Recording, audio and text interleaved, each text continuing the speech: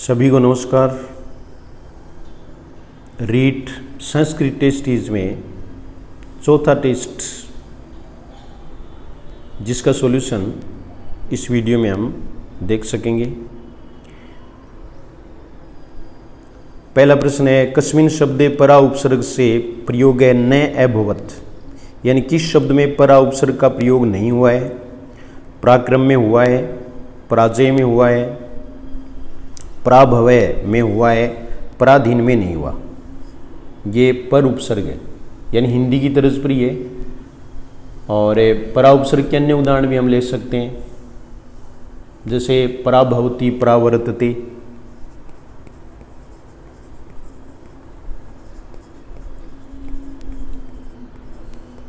ये परा उपसर्ग के उदाहरण हैं। तो परा और पर, पहले हम उपसर्ग पर चर्चा करेंगे। इसमें उपसर्ग ऐसे शब्दांश होते हैं जो किसी धातु से पूर्व जुड़कर उसके अर्थ को बदल देते हैं।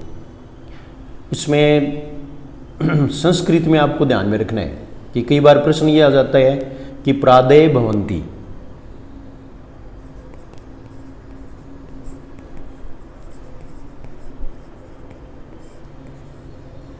यानी प्रय आदि होते हैं। तो प्रय आदि हैं वो उपसर्ग होते हैं, यानी प्रादय कथ्यन्ते। तो प्रादय है वो किसे कहा जाता है, तो उपसर्गों को कहा जाता है उपसर्गः। और प्रादय कति भवन्ति, कितने होते हैं, तो द्वाविंशति, द्वाविंशति 22 होते हैं। हम हिंदी में भी पढ़ के हैं कि मूल उपसर्गों की संख्या 22 होती है, वो संस्कृत के उपसर्ग हैं और ये प्रय उपसर्ग से शुरू होता है। तो प्रय से उप तक, यानी पहला उपसर्ग है संस्कृत में प्रय माना गया है, अंतिम है वो उप माना गया है। ये 22 उपसर्ग हैं जो मूल उपसर्ग भी कहलाते हैं। इसके बारे में कहा गया है, प्रादय मूला उपसर्गा द्वाविंशति भवन्ति, यानी प्रय आदि मूल उपसर्ग हैं वो 22 होते हैं। तो ये प्रय से उप तक होते हैं। दूसरा आपको ध्यान में रखना है कि प्रादय कथ्यन्ते, यानी प्रादयों को कहा जाता है तो उपसर्गः, उपसर्ग कहते हैं। प्रादय को उपसर्ग कहा जाता है। इसमें ये 22 उपसर्ग हैं, वो हिंदी में भी हमें पढ़ चुके हैं, लेकिन इसमें एक बार मैं आपको फिर बता देता हूँ कि ये 22 उपसर्ग कौन कौन से हैं। इनमें आप पहले स्वर वाले 10 उपसर्ग हैं, उनका ध्यान रखोगे। जैसे एक बार ये देख लीजिए, अप उपसर्ग होता है, आओ होता है, अति होता है, अधि होता है, अभि उपसर्ग होता है। दोबारा देख लो, अप, अव, अति, अधि, अभि, अपि, अपि उपसर्ग, फिर अनु उपसर्ग। ये ऐसे शुरू होने वाले 7 उपसर्ग हैं। 7 कौन कौन से हैं, अप, अव, अति, अधि, अपि, अभि और अनु। इसमें ए और अन है वो उपसर्ग मूल उपसर्ग नहीं होते। फिर आ उपसर्ग होता है, ये संस्कृत में इसको आंग कहते हैं, जो हिंदी में आ के रूप में लेते हैं। उसके बाद में देखो उद और उप, ये स्वर से होने वाले 10 उपसर्ग तो ये हो गए। और इसके बाद में देखो दूर, दुस, दूर, दुस, नी बिना विसर्ग वाला, नीर, निस, ये 5 उपसर्ग। तो 10 और 5 से 15। फिर पै से 4 होते हैं, परा उपसर्ग, प्रि उपसर्ग, प्रय उपसर्ग और प्रति उपसर्ग। 4 ये हो गए, कितने हुए, 19। और एक होता है ये 20, फिर सम और सु। सम में आपको ध्यान रखना है कि हल्के निशान वाला ही होता है, ये उपसर्ग मूल उपसर्गों में नहीं आता। सम है वो उपसर्ग नहीं होता। तो ये 22 उपसर्ग है, वो ध्यान में रखेंगे आप। इनके उदाहरण भी ध्यान में रखोगे। इनसे संबंधित कुछ प्रश्न हैं, उनका अभ्यास हम इस प्रश्न पत्र में करेंगे। तो पहला प्रश्न है, उसमें उत्तर हो गया पराधीन।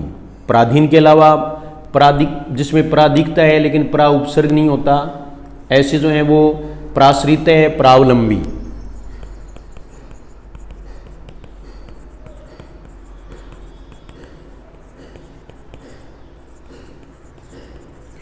इनमें भी परा उपसर्ग नहीं है, ये पर के उदाहरण है।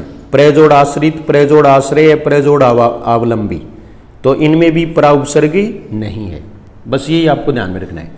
दूसरा प्रश्न देखो, हारे है इति अस्मिन शब्द, यानी इस शब्द में द्वारपाल इति अर्थ है। द्वारपाल अर्थ के लिए प्रयुक्त है उपसर्ग अस्ति, यानी तो हमें द्वारपाल का अर्थ ध्यान में रहना चाहिए, तो उसे प्रतिहार कहते हैं, तो ये प्रति उपसर्ग होगा। इस तरह का प्रश्न भी पूछा जा सकता है। उपसर्ग दृष्टया असुमिलितम अस्ति, यानी उपसर्ग की दृष्टि से असुमेलित है, तो अनुक्रोति में अनुपसर्ग है, अन्वीक्षण में अनुजोड़ीक्षणम, यण संधि है, तो यहाँ भी अनुपसर्ग है। अनृतम में नहीं है, इसमें क्या है, अन्न जोड़ रीतम, ये अनुपसर्ग है, तो ये डिफरेंट हो गया सी। अन्विति है, इसमें हो जाएगा अनु जोड़ इति, या अन्वय में भी अनु जोड़ ऐ, तो ये सारे हैं वो अनुपसर्ग के उदाहरण हैं अनृतम को छोड़कर। अन्य उदाहरण है वो अन से संबंधित आपको ध्यान में रखने पड़ेंगे, जैसे अनेक है, अनागत है, अनंत है। इसके अलावा आपको ये शब्द ज़्यादा ध्यान में रखने हैं जिनमें देखने में अनु लगता है, जैसे अनुपयोगी न है,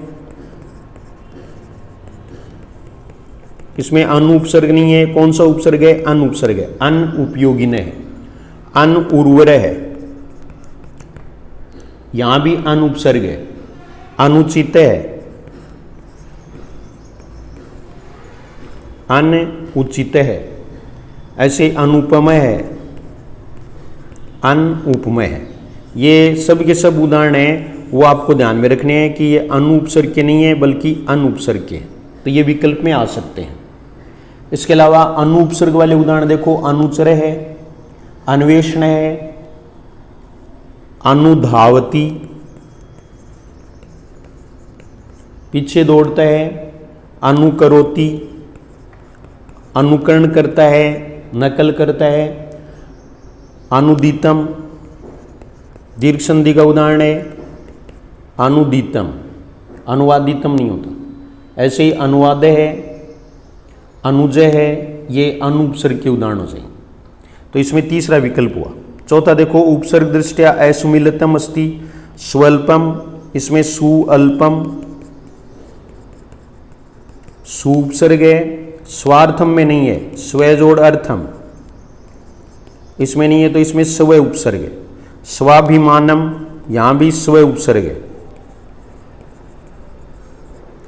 स्वार्थम हो गया, स्वदेश है, इसमें स्व उपसर्ग है, तो ये उपसर्ग की दृष्टि से असुमेलित कौन सा हुआ, स्वल्पम, यानी स्वल्प में सु उपसर्ग है। अन्य में स्व उपसर्ग मान लो, अव्यय मान लो। सु उपसर्ग के अन्य उदाहरण है वो स्वागतम। ऐसे ही दूसरा है स्वच्छ है, सुजोड़े अच्छा है, सूक्ति, सुजोड़ उक्ति, सुशील है, सुजोड़ शील है, सुविचार है, सुजोड़े विचार है। तो ये सुपसर्ग के उदाहरण हैं और बाकी तीन इसमें स्व के आएंगे। इसके अलावा भी स्वेच्छा और स्वभाव, ये भी स्व उपसर्ग के उदाहरण हैं, सु के नहीं है। पांचवा शिक्षण विधि का प्रश्न है, खंडान्वयन विधे प्रयोगम क्रियते। खंडान्वयन विधि में विधि का प्रयोग, विधे षष्ठी विभक्ति एकवचन है, का प्रयोग किया जाता है। तो खंडान्वयन विधि का इसमें थोड़ा उल्टा है संस्कृत में। हिंदी में तो क्या खंडान्वयन विधि है वो पद्य शिक्षण के लिए उपयुक्त नहीं है, लेकिन संस्कृत में है और ये पद्य शिक्षण होगा, पद्य शिक्षण में किया जाता है। रसानुभूति मुख्य उद्देश्यम अस्ति। तो रसानुभूति का मुख्य उद्देश्य किस शिक्षण में होता है, तो ये काव्य शिक्षण से, काव्य शिक्षण का, या कविता शिक्षण या पद्य शिक्षण, एक ही बात है। सातवां प्रश्न देखिए, ज्ञाततः अज्ञातम प्रति सूत्र से प्रयोगम संपद्यते, यानी किस में इसका प्रयोग किया जाता है, तो ये कौशलों पर भी प्रश्न है वो संस्कृत में पूछा हुआ है। तो यहाँ आपको ध्यान में रखना है कि प्रस्तावना कौशल, प्रस्तावना कौशल में प्रस्तावना कौशले ये इसमें सी होगा, 7 में सी। फिर देखिए 8वां प्रश्न, 8वां प्रश्न है वो है संस्कृत काव्य शिक्षणे अधिकम महत्व वर्तते। संस्कृत काव्य शिक्षण में अधिक महत्व होता है। तो काव्य शिक्षण में अधिक महत्व है सहस्वर वाचन का होता है, सहस्वर वाचन से। सहस्वर वाचन में भी समवेत वाचन का होता है। अगर और अधिक आता है तो इसमें पहला उत्तर क्या होता, समवेत यानी सामूहिक वाचन। हिंदी में भी ध्यान रखना है, संस्कृत में भी ध्यान रखना है। और मौन वाचन है, इसका महत्व केवल गद्य शिक्षण में ही होता है।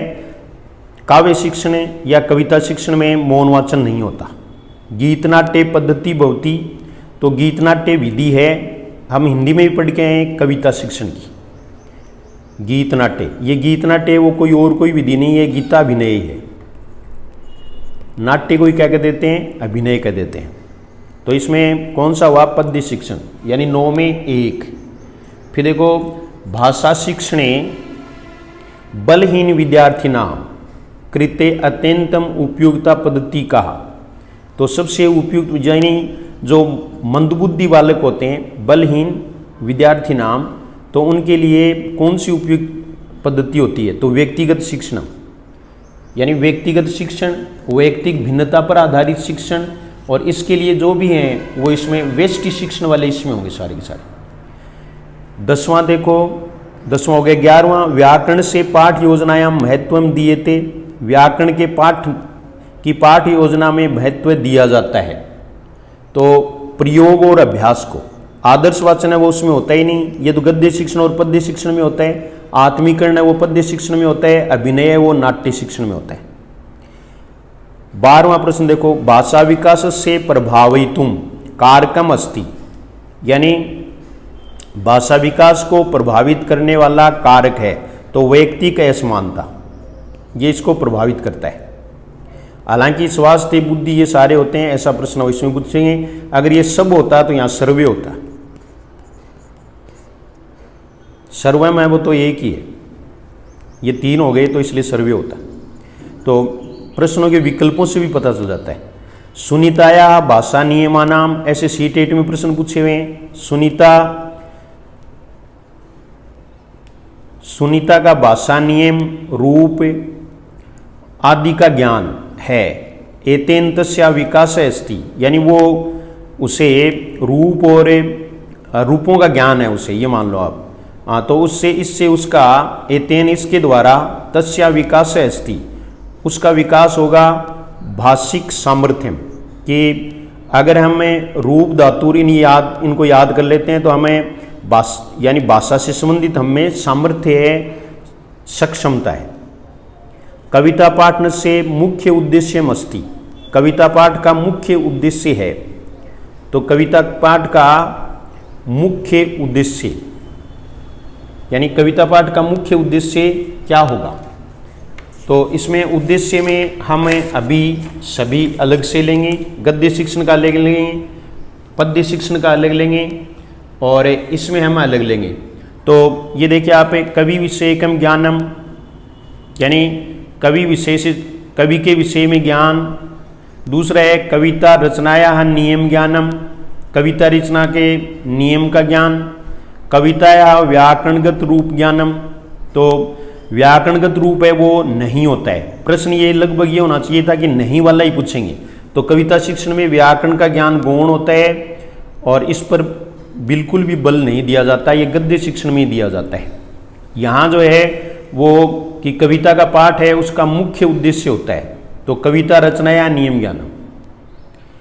कति उपसर्गा संति, फिर व्याकरण के प्रश्न आ गए हैं। तो उपसर्ग है वो पहले आपको बता दिए 22 करने हैं। कस्मिन शब्दे अनुपसर्गे न अस्ति, तो ये अनुचितम, इसमें नहीं है, बाकी तीनों में अनुपसर्ग है। प्रादेय कथ्यन्ते, ये पहले भी आपको बता दिया कि प्रादेय को कहा जाता है, तो उपसर्ग। उन्नति पदे उपसर्गे उपसर्ग है अस्ति, यहाँ संस्कृत में निश्चित रूप से उद करना है, हिंदी में दोनों हो सकते हैं, लेकिन दोनों आने पर अब आपको उद करना है। निम्नांकितेषु मूल उपसर्ग है न अस्ति, मूल उपसर्ग नहीं है तो ये सम नहीं है, इसमें अगर ये हल्का निशान होता तो ही होता, बाकी मूल उपसर्ग आपको याद रखने। कस्मिन विकल्पे द्वयाधिक उपसर्ग प्रयुक्त है, ये हिंदी में संस्कृत में ज़्यादा अंतर इसमें नहीं है। तो अध्यात्म इसमें एक ही उपसर्ग है अधि। दूसरा देखो अव्यावहारिकम, तो अ भी होगा, वी भी होगा, औ भी होगा, ये तीन उपसर्ग हो गए, तो दो से ज़्यादा हो गए, ये हिंदी में भी पूछ सकते हैं, तो इसमें उत्तर बी हो जाएगा। संभावित युतम, इसमें सम उपसर्ग है। संविधानम में सम और वी दो उपसर्ग है, तो उत्तर हमारा हो गया बी, यानी दो से, प्रश्न को ध्यान से पढ़ना है, दो से अधिक उपसर्ग पूछे हैं, नहीं कि दो। कस्मिन विकल्पे सु उपसर्ग न अस्ति, किस विकल्प में सु उपसर्ग नहीं है? सुशीले है, स्वागतम सुजोड़ागतम है, सुजोड़ उक्ति है, सुरेशय नहीं है। हिंदी में भी आपको बताया हुआ है कि सुर जहाँ भी लगेगा वहाँ कोई भी उपसर्ग नहीं होगा, और अंत में ईश अगर है तो प्रत्यय नहीं होगा, तो ये दोनों आपको ध्यान में रखने। तो सुरेशय हो गया। समाचार है इति अस्मिन पदे कति उपसर्गा संति, तो इसमें दो उपसर्ग हैं, सम और आ, यानी समाचार में कितने उपसर्ग हैं? तो ये क्या हो जाएगा? दो, पुल्लिंग वाला। कस्मिन विकल्पे प्र उपसर्ग न अस्ति, तो प्रदेश में प्र उपसर्ग है, प्राचार्य में प्री और आ दो उपसर्ग हैं, प्रार्थना में प्र जोड़ अर्थना है, प्रथा नहीं है, ये हिंदी में भी आपको बताया हुआ है।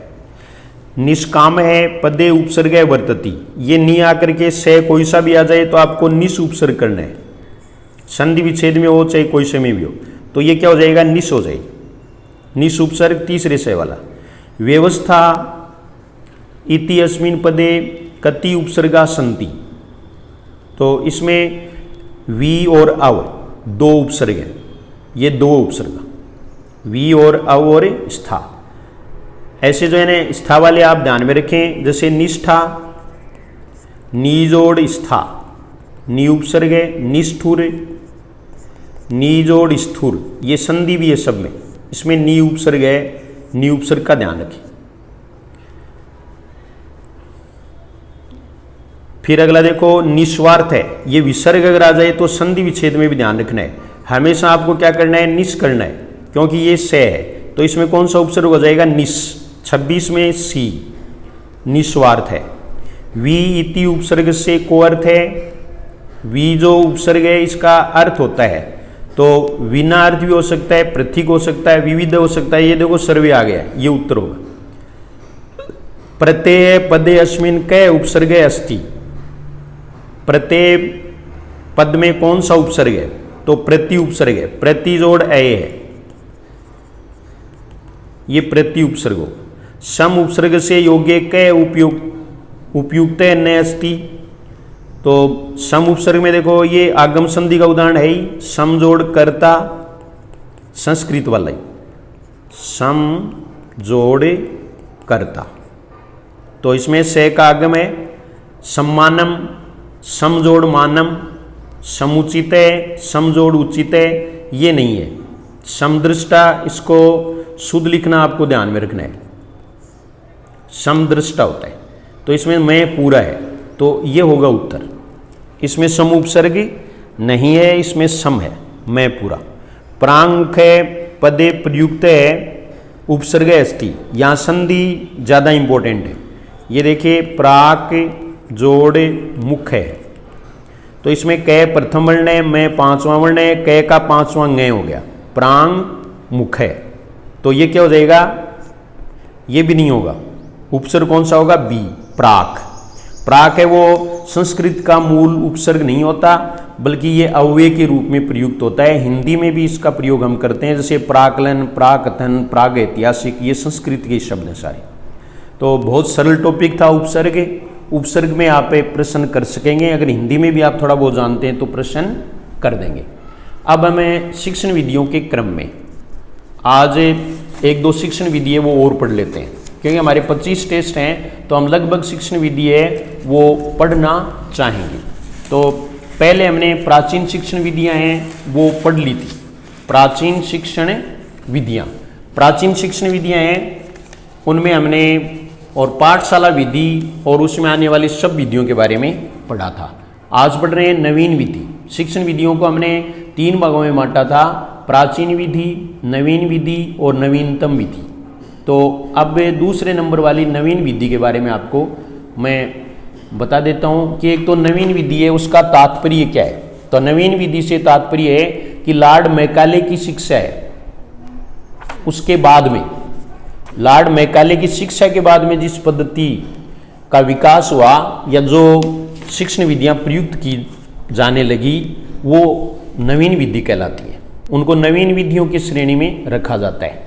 इसमें सबसे पहले हम चर्चा करते हैं, संस्कृत में बहुत इंपॉर्टेंट है ये, हिंदी में ज़्यादा इंपॉर्टेंट नहीं है। हिंदी में तो केवल हमें व्याकरण शिक्षण में इस विधि को एक भाग के रूप में पढ़ते हैं। तो ये देखिए पाठ्य पुस्तक विधि। नवीन विधियों में, क्योंकि पाठ्य पुस्तकों का आविष्कार हुआ उसके बाद में तो नवीन विधि पाठ्य पुस्तक विधि के रूप में चली। तो नवीन विधियों में सबसे पहले हम पाठ्य पुस्तक विधि को लेते हैं। पाठ्य पुस्तक विधि है वो द्वितीय भाषा की भी एक विधि थी और जिसके समर्थक हैं वो डॉक्टर वेस्ट थे। डॉक्टर वेस्ट के बारे में इंग्लिश वाले हैं वो तो वैसे भी जानते हैं कि डॉक्टर वेस्ट हैं, उनका रीडिंग मेथड है वो प्रसिद्ध है। तो डॉक्टर वेस्ट ने पढ़ना कौशल है उस पर अधिक बल दिया और उसके आधार पर ये पाठ्य पुस्तक विधि बनी। लेकिन इसके अलावा पाठ्य पुस्तक विधि में कुछ बातें और हैं, यानी हमने जो पढ़ लिया है उस अंश का लाभ उठाने में पाठ्य पुस्तक विधि महत्वपूर्ण है। इसमें क्या होता है कि पाठ्य पुस्तकों पर ही आधारित है, इसलिए इसको पाठ्य पुस्तक विधि कहते हैं। पाठ्य पुस्तक है उसमें कक्षा के स्तर के अनुसार जो भी विषय वस्तु है, कंटेंट है, उसको वर्गीकृत कर दिया जाता है, जिसको हमें ये कह सकते हैं कि पहले वर्णमाला, फिर छोटे शब्द, फिर वाक्य, फिर अनुच्छेद, इनका ज्ञान करवाया जाता है। यानी क्रमशः इसमें पाठ्य पुस्तक विधि में सबसे पहले वर्ण होगा, फिर शब्द, फिर वाक्य और फिर अनुच्छेद। ऐसा कौन सी विधि में होता है? विश्लेषण में होता है या संश्लेषण में? तो ये संश्लेषण। इस संस्कृत में भी पाठ्य पुस्तकें वो तैयार की गई और जिन्हें पढ़ करके छात्र हैं वो खुद सीखने लगे, वही पाठ्य पुस्तक विधि कहलाई। ज़्यादातर ये जो यानी प्रौढ़ छात्र हैं उनके लिए स्वतंत्र रूप से काम में ली गई संस्कृत में। तो इसमें एक पहली बात तो आपको ये ध्यान में रखनी है कि पाठ्य पुस्तक है वो ही अध्ययन का केंद्र बिंदु। पहली बात, पाठ्य पुस्तक के अध्ययन या अध्यापन का केंद्र बिंदु, यानी केंद्र बिंदु है वो यही होता है, पहली बात। दूसरी बात इसमें आप ध्यान रखोगे कि इसमें आदर्श वाचन भी होता है, अनुकरण वाचन, क्योंकि पाठ्य पुस्तक से ही तो करते हैं हम। कोई भी पैराग्राफ लेंगे, गद्यांश लेंगे तो आदर्श वाचन शिक्षक द्वारा, अनुकरण वाचन छात्र द्वारा, फिर प्रश्न भी पूछ सकते हैं तो प्रश्नोत्तर प्रविधि का प्रयोग किया जाता है और मौन पठन भी करवाया जाता है, ये भी पाठ्य पुस्तक में होता है। उसके बाद में पाठ का मुख्य भाव स्पष्ट किया जाता है। व्याकरण के नवीन रूपों की शिक्षा प्रयोग द्वारा दी जाती है। संपूर्ण पाठ पढ़ा लेने के बाद में व्याकरण और अनुवाद का अभ्यास करवाया जाता है। तो ये इसके चरण हो गए। पहला चरण है उसमें तो वाचन होंगे सारे। दूसरा चरण है उसमें पाठ का मुख्य भाव होगा। इसको ऐसे समझे, पहले वाचन, फिर पाठ का मूल भाव बताया जाता है, फिर व्याकरण की शिक्षा दी जाती है, ये तीसरी बात हो गई। और चौथी बात है उसमें अनुवाद आ जाएगा, क्योंकि अनुवाद है वो उसको ज़्यादा वेटेज दिया था संस्कृत में। तो इसमें उसके बाद में अभ्यास करवाया जाता है। अभ्यास किन चीज़ों का? व्याकरण का, और व्याकरण के साथ ही साथ अनुवाद का अभ्यास करवाया जाता है। कहने का मतलब है कि इस विधि में छात्रों में इतनी योग्यता उत्पन्न कर दी जाती है कि वे विद्यालय के बाद घर पर भी अनुवाद व टीका की सहायता से संस्कृत सीख सकते हैं। संस्कृत में अगर आए तो आपको ये ध्यान रखना है कि इसके उद्देश्य क्या क्या हैं। तो आपको, या पहले जैसे क्रम है तो आपको ये ध्यान रखना है, अस्याम पद्धतो हो, यानी इस पद्धति में अध्यापक है संस्कृत पाठ से आदर्श वाचनम कृत्वा, यानी संस्कृत पाठ का आदर्श वाचन करके छात्रे अनुवाचनम कार्यति। तो ये पहले आपको बता दिया, आदर्श वाचन पहले होगा, फिर छात्रों द्वारा अनुवाचन करवाता है। उसके बाद में शब्दार्थम वाक्यार्थम च मातृभाषायां बोधयति, कि शब्दार्थ और वाक्यार्थ है वो मातृभाषा में बताता है। उसके बाद में व्याकरण विषयान ज्ञापयति, व्याकरण के बारे में बताता है। और अत्र सर्वम शिक्षणम पाठ्य पुस्तक केंद्रितम भवति, ये लाइन आपको पक्की याद रखनी है। इसको मैं लिख भी देता हूँ, संस्कृत में कईयों को सुनने में सुन तो लेते हैं लेकिन समझने में थोड़ी दिक्कत होती है। तो अत्र सर्वम शिक्षणम पाठ्य पुस्तक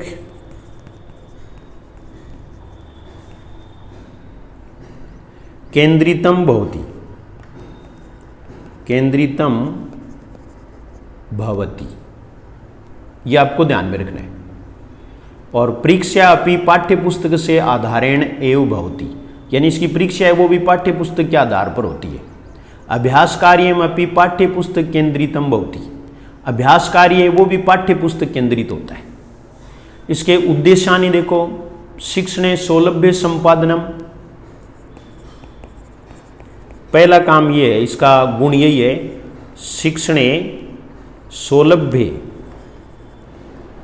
संपादनम, यानी शिक्षण है उसमें सुलभता रहती है, आसानी रहती है, आसानी रहेगी, छात्र के पास भी किताब रहेगी और शिक्षक के पास भी, तो इसलिए शिक्षण है वो आसानी से सुलभ हो सकता है। दूसरा इसका गुण है अध्यापक से अनुपस्थितो अपि विषय संग्रहण कर्तुम शक्यते, यानी अध्यापक की अनुपस्थिति में भी बालक है वो पढ़ सकता है।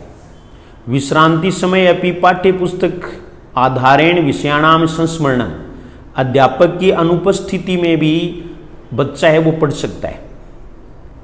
दूसरा देखो, क्रमशः विषयाणाम मध्येन दक्षता उत्पादनम, यानी विषय का अध्ययन है वो क्रमशः होता है तो उसमें उसे दक्षता प्राप्त हो जाती है। सरल संस्कृत भाषाया अर्थ अवबोध है, सरल संस्कृत भाषा का अर्थ वो समझ जाता है। दूसरा ये भी है, छात्रेषु जिज्ञासाया विकासो भवति ते सक्रिया भवन्ति, यानी वो किताब पढ़ करके और उसमें जिज्ञासा उत्पन्न होती है इसलिए वो सक्रिय हो जाता है और आगे किताब में कौन कौन सी जानकारी दी गई है इसकी वो कोशिश करता है। तो ये पाठ्य पुस्तक के बारे में ये था। और इसके गुण ये है कि इसको मनोवैज्ञानिक विधि माना गया है क्योंकि इसमें शिक्षण सूत्रों का अनुसरण पूर्णतः किया जाता है, सरल से कठिन की ओर, और दूसरा है ना मूर्त से अमूर्त की ओर, ज्ञात से अज्ञात की ओर, ये सभी शिक्षण सूत्र हैं वो इसमें इन पर आधारित होती है।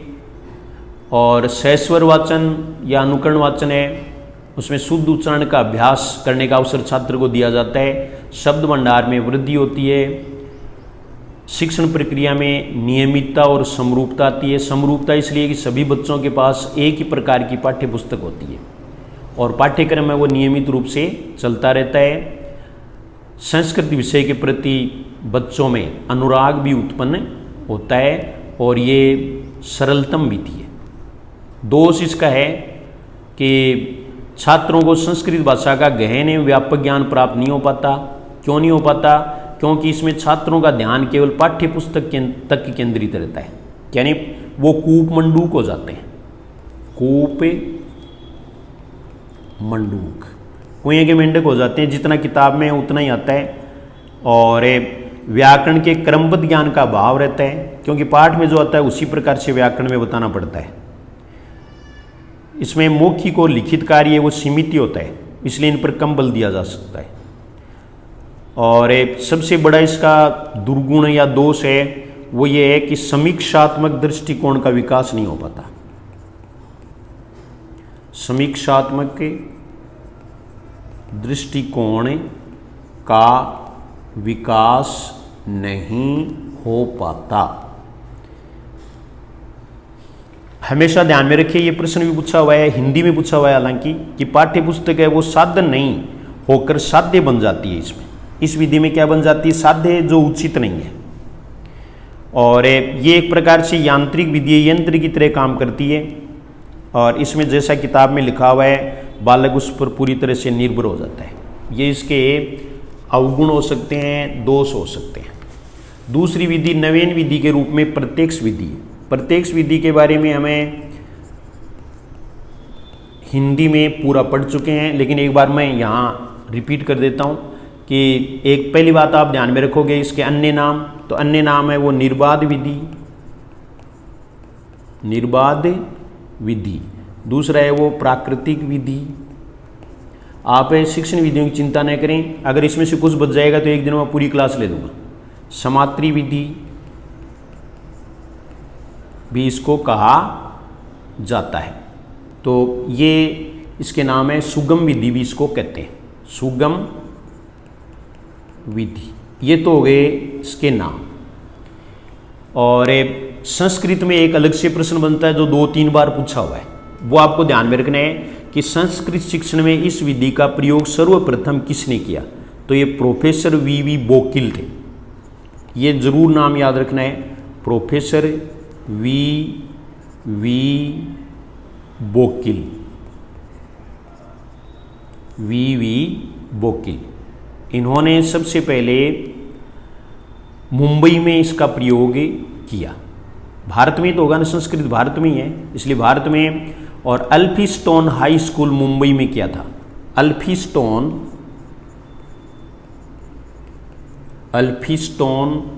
हाई स्कूल मुंबई में इसका सबसे पहले प्रयोग किसने किया, बोकिल ने किया। और इन्होंने एक पुस्तक लिखी थी जो इंग्लिश में थी, क्योंकि उस समय इंग्लिश में ही समझते थे, तो ये new approach to Sanskrit, a new approach. ये नाम नहीं पूछेंगे क्योंकि इंग्लिश में है, लेकिन फिर भी ये हिंदी में वैसे लेकर के पूछ सकते हैं। तो अप्रोच टू संस्कृत।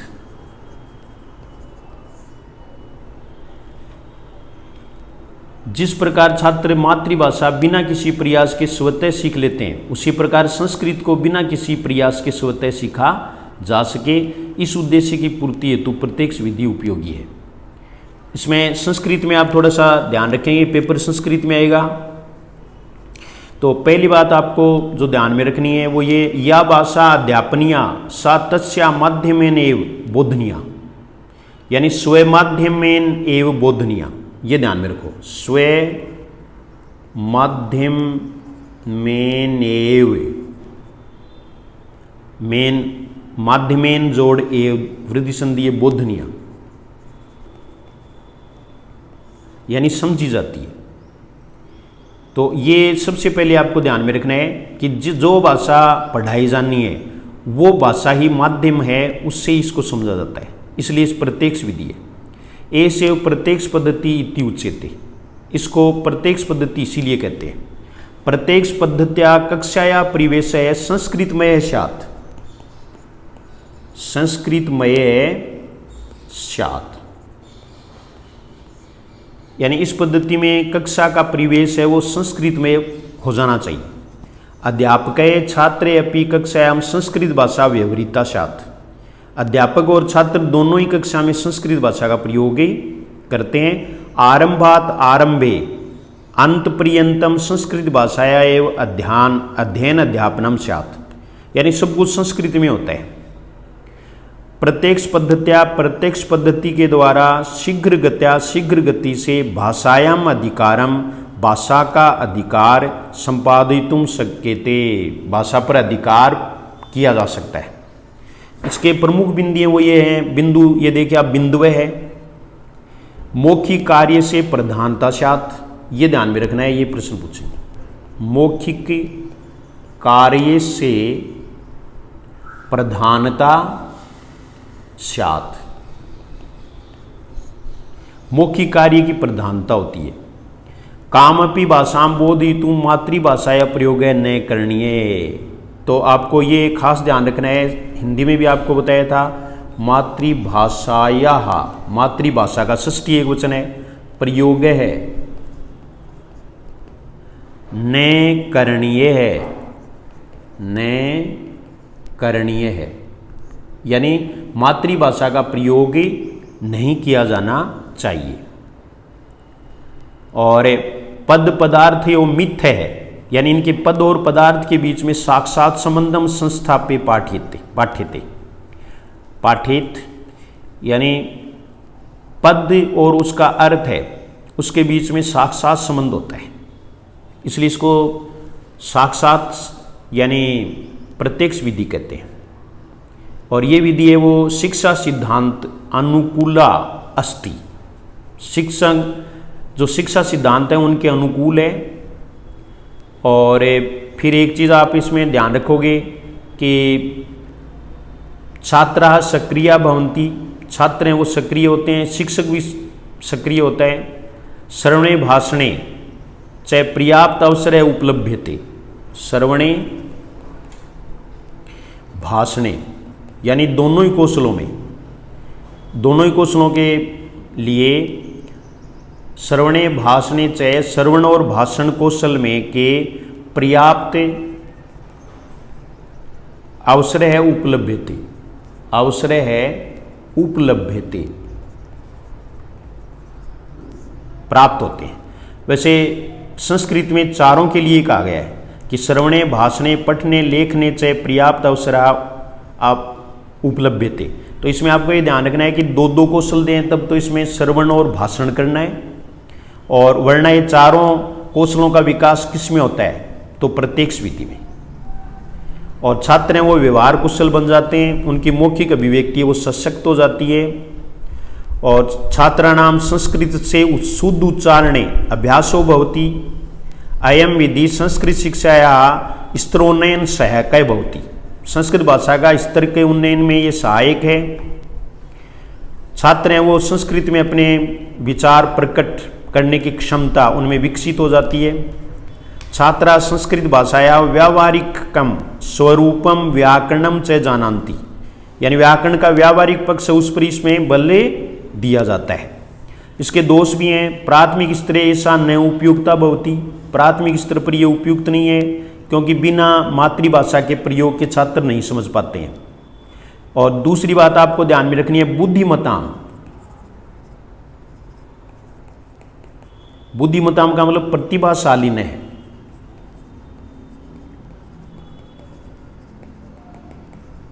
प्रतिभाशाली।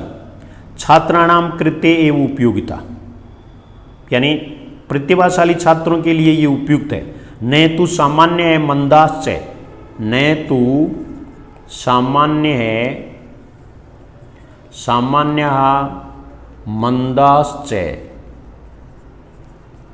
यानी सामान्य और मंदबुद्धि के लिए उपयुक्त नहीं है।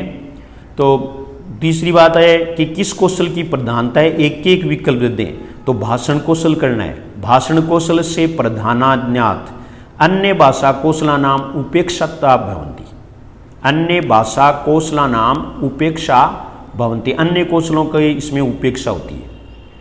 और इसमें सीखने की गति है वो धीमी होती है क्योंकि प्रश्नोत्तर प्रविधि का प्रयोग किया जाता है, शिक्षण सहायक सामग्री उसका ज़्यादा प्रयोग किया जाता है तो समय अधिक लगता है। तो अनेन विधिना, इस विधि द्वारा संस्कृत शिक्षण से गति मंदा भवति, संस्कृत शिक्षण की गति मंद हो जाती है। और ये अध्यापका नाम छात्राणाम च कृते, दोनों के लिए कृत्य आ गए नहीं तो कृत्य में षष्ठी विभक्ति का प्रयोग होता है। तो इसमें देखो अध्यापका नाम ये षष्ठी बहुवचन है, छात्राणाम है ये भी षष्ठी बहुवचन है। कठिना भवेत इयम पद्धति, दोनों के लिए ये कठिन है। विस्तृत व्याकरण शास्त्र से अनेके नियमा स्पष्टीकर्तुम न शक्यन्ते, व्याकरण के नियम है वो ये स्पष्ट नहीं कर पाती है। इसमें से ही आपके प्रश्न आ जाएगा। तो ये आपने देख लिया, इसमें प्रत्यक्ष विधि में हिंदी में भी आप इसको पढ़ चुके हैं, लेकिन फिर भी ये क्या है कि संस्कृत भाषा सिखाने की सर्वोत्तम विधि मानी जाती है क्योंकि किसी कोई भी भाषा है वो उसी भाषा के माध्यम से सुविधापूर्वक सीखी जा सकती है। ये मैंने पहले आपको बताया था क्योंकि इसमें ये मातृभाषा का इसमें सहयोग नहीं लिया जाता, सहायता नहीं ली जाती, लेकिन इसमें शिक्षण है वो क्या होता है, मातृभाषावत होता है, मातृभाषा के समान होता है। ये खास ध्यान रखना है इस बार। और सबसे अधिक महत्व इसमें होता है तो ये देखिए आप वार्तालाप, वार्तालाप से, वार्तालाप का सबसे अधिक इसमें महत्व होता है। छात्र व शिक्षक दोनों सक्रिय रहते हैं और छात्रों की मौखिक अभिव्यक्ति वो प्रभावी हो जाती है। इसमें शिक्षण भी रोचक हो जाता है और छात्र हैं उनको संस्कृत भाषा सीखने की अभी प्रेरणा मिलती है, क्योंकि पूरा जो वातावरण है वो संस्कृत में हो जाता है। संस्कृत भाषा है वो सुनने में, बोलने में आनंद देने वाली होती है, तो इसलिए बच्चे हैं वो इससे प्रेरित होते हैं। इसका सबसे बड़ा दोष है वो यही है कि इसमें समय अधिक लगता है और ये प्रत्येक विधा के लिए उपयुक्त नहीं है। इस विधि से प्रत्येक जो विधा है, जैसे गद्य पद्य ये सारे हैं वो इससे, क्योंकि ये गद्य शिक्षण के लिए उपयुक्त है, अन्य के लिए उपयुक्त नहीं है। नवीन शिक्षण विधियों में हमें आगे लेते हैं विश्लेषणात्मक विधि। तीसरी विधि विश्लेषणात्मक विधि। विश्लेषणात्मक विधि है, इसमें पहली चीज़ आपको ये ध्यान में रखनी है कि ये किस शिक्षण सूत्र पर आधारित है। तो ये पूर्ण से अंश की ओर शिक्षण सूत्र पर आधारित है। पूर्ण से अंश की ओर इस शिक्षण विधि पर ये आधारित है विश्लेषणात्मक विधि।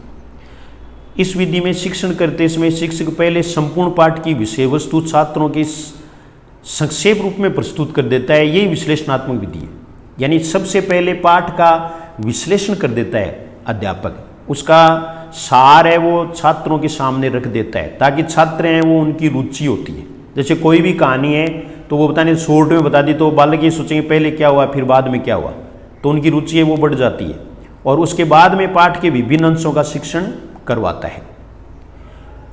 इसमें व्याकरण व कथा करते समय इसका प्रयोग अधिक उपयोगी है, एक तो व्याकरण शिक्षण में और एक कथा में। इसमें शिक्षण रुचिकर होता है, क्योंकि संक्षेप में बताने के बाद बालक की विषय वस्तु में रुचि हो जाती है। शिक्षण सूत्रों का अनुसरण किया ही जाता है और छात्र है वो जटिल विषयों को भी आसानी से समझ जाता है। इसका दोष भी है कि सभी विधाओं का शिक्षण इस विधि से संभव नहीं है और उच्च स्तर के लिए ये उपयोगी है। संश्लेषण का अभाव है, जो कि विषय वस्तु को भलीभांति समझने के लिए आवश्यक है। तो ये तो अपने आप ही स्पष्ट है कि विधि है, उसका नाम ही विश्लेषणात्मक है, तो इसमें संश्लेषण का अभाव है, संश्लेषण भी बहुत ही आवश्यक है। अगली विधि देखिए, छोटे छोटे बस केवल नाम याद रखने। व्याख्या विधि है, संस्कृत में इनका आपको ध्यान रखना पड़ेगा कि प्राचीनतम कौन सी है, नवीन कौन सी है। तो इसका प्रयोग प्राचीन काल में होता था, लेकिन वर्तमान में भी इसका प्रयोग किया जाता है, इसलिए इसको नवीन विधियों में भी काउंट किया जाता है। वैसे मूल रूप से प्राचीन विधि है। इसमें जटिल अंशों और मुख्य भाव हैं उनको स्पष्ट करने के लिए और व्याख्या की जाती है। व्याख्या किस तरह है वो हमें गद्य शिक्षण में पढ़ेंगे। वैसे आपको बताया हुआ है कि तुलना, दूसरा व्यास और तीसरा समीक्षा, व्याख्या के ये 3 स्तर होते हैं और व्याख्या है वो एक प्रविधि भी है। व्याख्या का प्रयोग प्राय सभी विधियों में किया जाता है। अगली है व्याकरण विधि। व्याकरण विधि, तो व्याकरण विधि में आपको ये ध्यान में रखना है कि वर्तमान में भी ये विधि है वो संस्कृत में प्रचलित है और जो 6 वेदांग होते हैं उनमें व्याकरण को हम काउंट करते हैं। और एक प्रश्न है वो ये पूछा हुआ है कि षड वेदांगों में व्याकरण को मुख्य माना जाता है। जो वेदांग हैं उनमें व्याकरण को क्या माना जाता है, मुख्य माना जाता है। ये आपको प्रश्न याद रखना है। इसके बाद में हर्बर्टीय पंचपदी विधि है। हर्बर्टीय पंचपदी, जिसका विस्तृत रूप से हम विस्तार हिंदी में देखेंगे। तो इसमें आप 6 जो पद हैं वो 5 पद जो दिए, इसलिए इसको पंचपदी कहते हैं। तो इसमें पहला है वो प्रस्तावना। प्रस्तावना है, इसको उन्मुखीकरणम कहते हैं। प्रस्तावना है। दूसरा है विषयोपस्थापनम।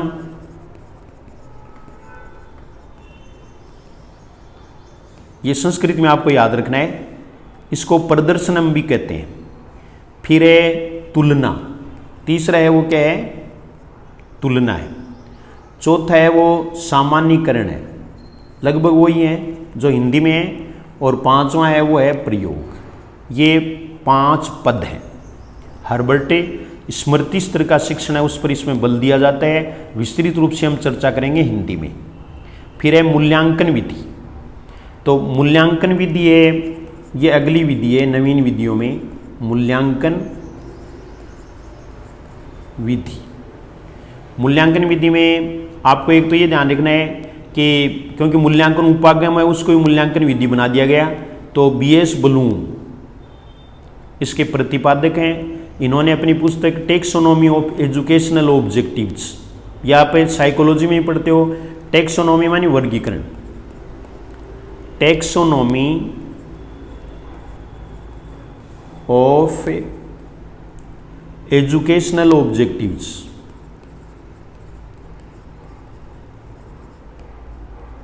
ऑब्जेक्टिव्स मानी उद्देश्य, ऑब्जेक्टिव्स। इस किताब में इन्होंने मूल्यांकन उपागम है उसको दिया, और उसके बाद में रॉबर्ट मेकर ने भी शैक्षिक उद्देश्यों पर प्रकाश से डाला था।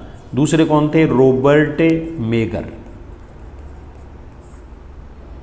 ये मूल्यांकन विधि है, तो नवीन शिक्षण विधियों में हम इनको ले सकते हैं। इनका आपको ध्यान रखना है। 2-3 शिक्षण विधियों की आपको विस्तार से बताने की जरूरत थी, वो मैंने बता दिए हैं। ये नवीन शिक्षण विधियां। अब इसके बाद में नवीनतम उपागम है, यानी तीसरा जो हिस्सा है वो नवीनतम है, उनको ही आजकल नवीन माना जाना चाहिए पेपर के अनुसार। अब तक हमने पढ़े हैं, ये तो वैसे प्रारंभ से चली आ रही हैं, तो अगर मान लीजिए विकल्प आ जाए तो उसमें नवीनतम को ही नवीन माना जाना चाहिए, ये आपको ध्यान में रखना है। इसके बारे में हमें अगले वीडियो में पूरी तरह से इसको क्लियर कर देंगे और हम समझ जाएंगे सब मिल करके कि क्या उत्तर करना है 1-2 प्रश्नों के माध्यम से। तो ये था आज का सॉल्यूशन। धन्यवाद।